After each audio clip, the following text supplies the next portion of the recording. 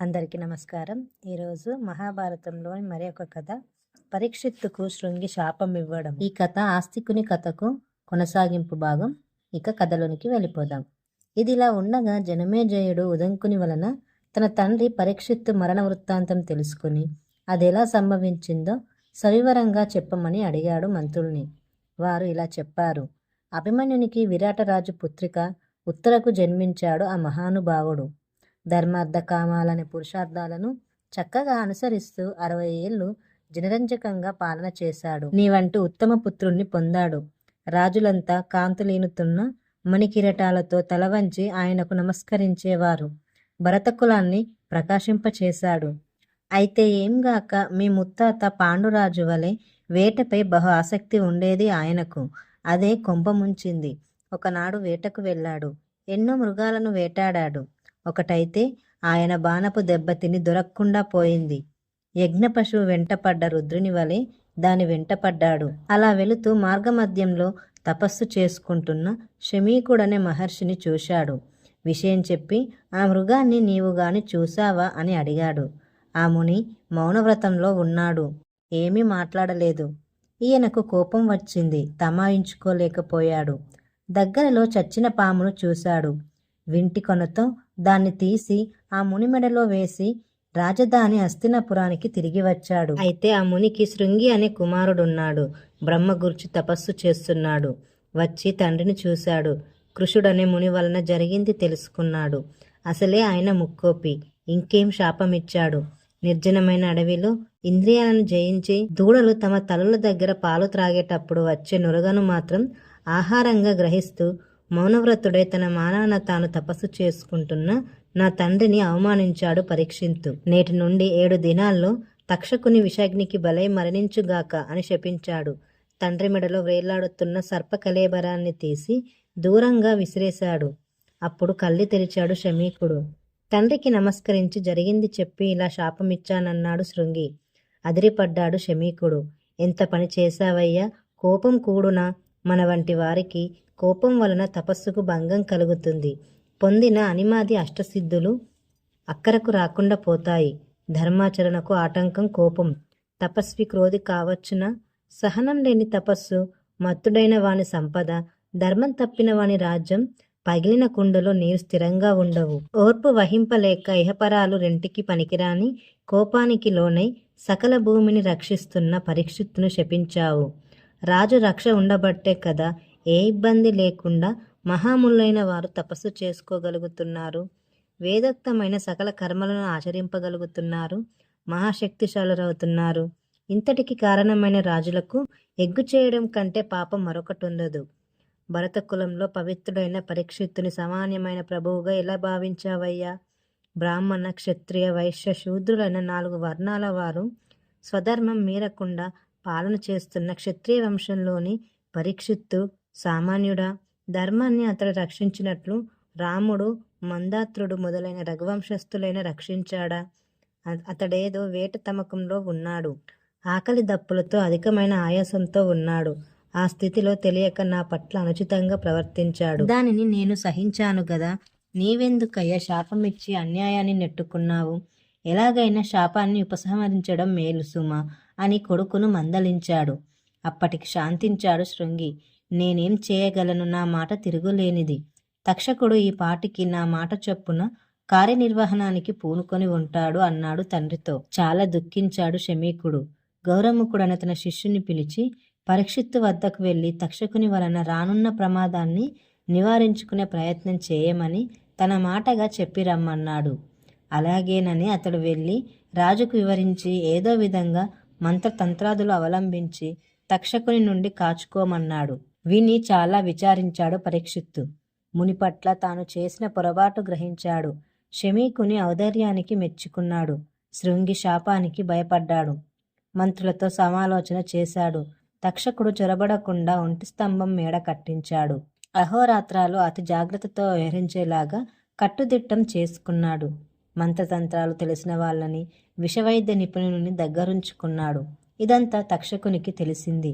అందులో ఎలా చొరబడటమా అని ఆలోచిస్తున్నాడు. ఇక్కడ ఇలా ఉండగా పూర్వం చరాచర భూతాలనన్నింటినీ సర్పాలు తమ విషంతో నాశనం గావించడం చూసి బ్రహ్మ విషం నుండి విముక్తమయ్యే విధానాన్ని కాశ్యపునికి ఉపదేశించాడు. ఆయనకు శృంగి శాపవృత్తాంతం తెలిసింది. అది 7వ రోజు. తన విద్యను ఉపయోగించి రాజును రక్షిద్దామని బయలుదేరాడు. భూమినంతటిని తన ధర్మపాలనతో రక్షిస్తున్నాడు పరీక్షిస్తూ. అతన్ని రక్షించడం అంటే ధర్మాన్ని రక్షించినట్లేననుకున్నాడు ఆయన. దానివలన కీర్తికి కీర్తి, ధనానికి ధనము లభిస్తాయి. ఇంతకంటే కావలసిందేమనుకున్నాడు కాశ్యపుడు. బయలుదేరాడు హస్తినాపురానికి. త్రోవలో ఎదురైనాడు వృద్ధ బ్రాహ్మణ వేషంలోని తక్షకుడు. ఎక్కడికి ప్రయాణం అని యథాలాపకంగా అడిగినట్లు అడిగాడు తక్షకుడు. ఇది సంగతిని చెప్పాడు కాశ్యపుడు. అంత వాడివేమైతే నేనే తక్షకుణ్ణి. నీ మంత్రాలు మందులు నా దగ్గర పనిచేయవు. అనవసర ప్రయాస ఎందుకు గాని వచ్చిన దారిన తిరిగి పొమ్మన్నాడు. అయినా నీ శక్తి సామర్థ్యాలపైన నీకంత నమ్మకం ఉంటే ఇదిగో ఈ చెట్టును కాటేస్తాను.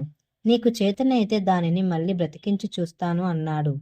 అనడమేమి, చెట్టును కరగడమేమి, ఆకాశమంత చెట్టు సమూలంగా బూడిదైపోయింది. ఆ విభూదినంతటిని కుప్పపోశాడు కాశ్యపుడు. తన మంత్రశక్తిని ప్రయోగించాడు. క్షణంలో మునుపటి వలె నిలిచింది చెట్టు. ఆశ్చర్యపోయాడు తక్షకుడు. నిజం, నీవు శక్తిమంతుడివి, సందేహం లేదు. చెట్టునైతే బ్రతికించావు గాని అలవిమాలిన కోపంతో బ్రాహ్మణుడిచ్చిన శాపం వమ్ము అవుతుందా? పరీక్షిత్తు ఇక బ్రతకడుగాక బ్రతకడు. నీకు ధనమే కదా కావాలి. అతడెంతిస్తాడో అంతకంటే అధికంగా నేనిస్తాను. నీ దారిన నీవు వెళ్ళు అన్నాడు తక్షకుడు. దివ్య దృష్టితో జరగబోయేది గ్రహించాడు కాశ్యపుడు. తక్షకుడు చెప్పింది నిజమేనని గ్రహించాడు. అతడిచ్చిన ధనం గ్రహించి తన దోవన తాను వెళ్ళిపోయాడు ఆ ముని. ఇదంతా నిర్జనమైన అడవిలో గదా జరిగింది. మీకెలా తెలిసింది అంటావేమో. మాకెలా తెలిసిందంటే ఆ చెట్టు పైన కట్టెల కొరకు అప్పటికి ఒక బ్రాహ్మణుడు ఎక్కి ఉన్నాడు. దానితో పాటు కాలిపోయి తిరిగి బ్రతికాడు. అతడు వచ్చి జరిగిందంతా చెప్పాడు. అలా తెలిసింది మాకు అన్నారు మంత్రులు జనమేజయునితో. కాశ్యపుని అలా పంపించి నాగకుమారులను పిలిపించాడు తక్షకుడు.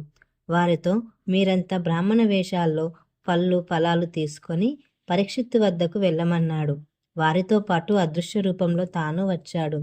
బ్రాహ్మణ రూపంలో వారు వేదాలను క్రమంలో చదువుతూ వచ్చారు. చాలా సంతోషమైంది మహారాజుకు. దగ్గరకు పిలిపించుకున్నాడు. తగు విధంగా సత్కరించాడు వారిని. వారు తెచ్చిన పండ్లు తిందామనే కోరిక పుట్టింది ఆయనకు. మహారాజు ఏం చెప్పమంటావు? ఇంతకు కాలమహిమ అలాంటిది. మంత్రుల్ని, బంధువుల్ని, ప్రాణమిత్రుల్ని చూసి మునిపెట్టిన గడువు తీరిపోయింది. సూర్యుడు అస్తమించబోతున్నాడు. ఇంకేం పర్వాలేదంటూ కొన్ని పండ్లు వారికిచ్చి తాను ఒకటి తీసుకున్నాడు. అందులో ఒక నల్లని క్రిమి ఉంది. క్షణంలో లక్క రంగులోకి మారింది. మరుక్షణంలో పామై విషాగ్ని విరజిమ్ముతూ పరీక్షిత్తును కరిచి తక్షకుడు వెళ్ళిపోయాడు. పిడుగుపడినట్లు గగ్గోలు పడ్డారు సేవక జనమంతా. చెల్లా చెదురైపోయారు. ఒంటి స్తంభం మేడ నిలువునా కాలిపోయింది. అలా పరలోకగతుడైనాడు నీ తండ్రి. అనంతరం నీవు రాజైనావు. సక్రమంగా రాజ్యమేలుతున్నావు. ఒక బ్రాహ్మణుని కారణంగా తక్షకుడింతటికి నెట్టుకున్నాడు కనుక సర్పయాగం చేసి సర్పజాతిని అంతమొందించమన్నారు మంత్రులు జనమేజయునితో. కోపంతో ముఖం జేవురించింది జనమేజయునికి. పురోహితుల్ని పిలిపించాడు. నా తండ్రిని తక్షకుడు తన విషంతో ఎలా దహించాడో అలా నేను సర్పాలను యాగముఖంగా దహించి వేస్తాను. దానివలన ఈ ఉదంకుని కోపము నా పగ రెండూ తీరుతాయి. కనుక సర్పయాగం అనేది ఉన్నదో లేదో విచారించి చెప్పమన్నాడు జనమేజయుడు. దానికి వారు, దేవతలు దీనిని నీ కొరకే సిద్ధం చేసినట్లుంది. పురాణాల్లో దీని ఊసైతే ఉంది, కాని ఎవరు దీనిని చేసినట్లు లేదు. చేస్తే దీనికి నీవే మొదటి వాడవవుతావు అన్నారు. ఇంకేం కానిమ్మన్నాడు రాజు. ఆయన పట్టమహిషి కాశీరాజు కుమార్తె వపుష్ట ధర్మపత్ని అయిన ఆమెతో యాగదీక్ష తీసుకున్నాడు. శాస్త్ర ప్రకారం యాగశాల నిర్మాణం గావించాడు. సమస్త సంభారాలు సమకూర్చాడు. ఇక యాగం ప్రారంభం కావడమే తరువాయి. అంతలో ఒక వాస్తు నిపుణుడు వచ్చి అంతా సవ్యంగానే ఉన్నట్లుంది, కానైతే ఒక బ్రాహ్మణుని కారణంగా ఇది తుది వెళ్ళదు అన్నాడు. అతని మాటలను పట్టించుకోలేదు ప్రభువు. ఇలా యాగము ప్రారంభం అయిందో లేదో అంతకంతకు సర్పాలు వచ్చి యజ్ఞగుండంలో పడిపోతూ చనిపోవడం సాగింది. అవి అలా కాలిపోతుంటే వచ్చేదని ఆకాశమంతటా వ్యాపించింది. అప్పుడు తక్షకుడు రక్షించమంటూ దేవేంద్రుని దగ్గరకు వెళ్ళాడు.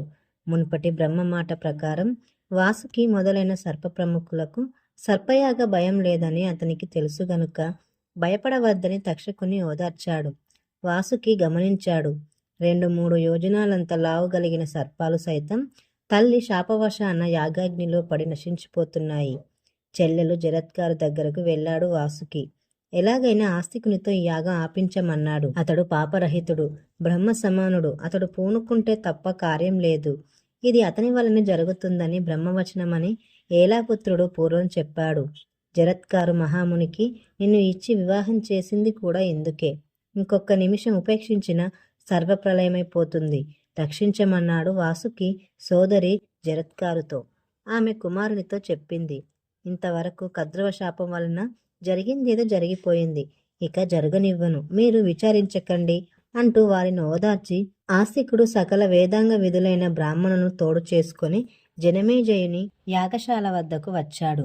వచ్చి రావడంతో జనమేజయుని చంద్రవంశానికి భూషణం వంటి వాడివి, రాజర్షివి, ధర్మం తప్పక రాజ్యం చేస్తున్నావు. నాభాగుడు, దశరథుడు, రాముడు, అర్జునుడు మొదలైన వారిని నీ సుగుణాలతో మించిపోయావు. పాండవకుల కీర్తిని లోకమంతా వెలిగించడానికి జన్మించావు.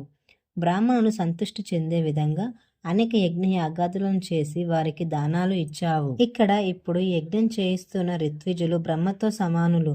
వ్యాస మహానుభావుడంతటి వాడు శిష్య సమేతంగా సదస్యానికి తరలివచ్చాడంటే దీని గొప్పదనం వర్ణించడం నా వలన అవుతుందా? రాజుల్లో నీవు సాక్షాత్తు విష్ణువు.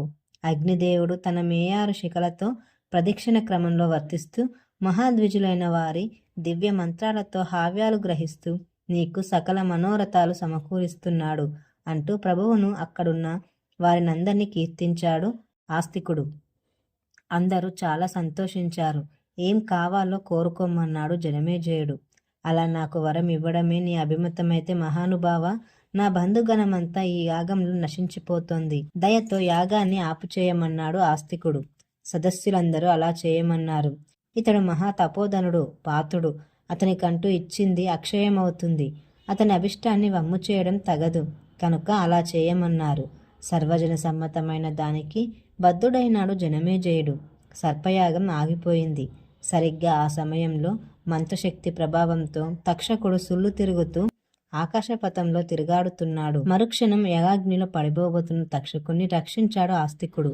తల్లి శాప కారణంగా సర్వనాశనం కాబోతున్న సర్పకులాన్ని సంరక్షించాడంటూ సర్వత్రా ఆస్తికుని కీర్తించారు. ఆస్తికుని పేరు తలిస్తే సర్పభయం ఉండదు. ఈ కథ విన్నవారికి స్వరూప పాపక్షేమమవుతుంది. ఇంతటితో మహాభారతంలోని ఆదిపర్వము ద్వితీయ శ్వాసము పూర్తయింది. దీని తర్వాత ఆదిపర్వము తృతీయ శ్వాసము ప్రారంభం కాబోతుంది. ఈ కథ గనుక మీకు నచ్చినట్లయితే నా ఛానల్ లైక్ చేయండి మరియు సబ్స్క్రైబ్ చేసుకోండి.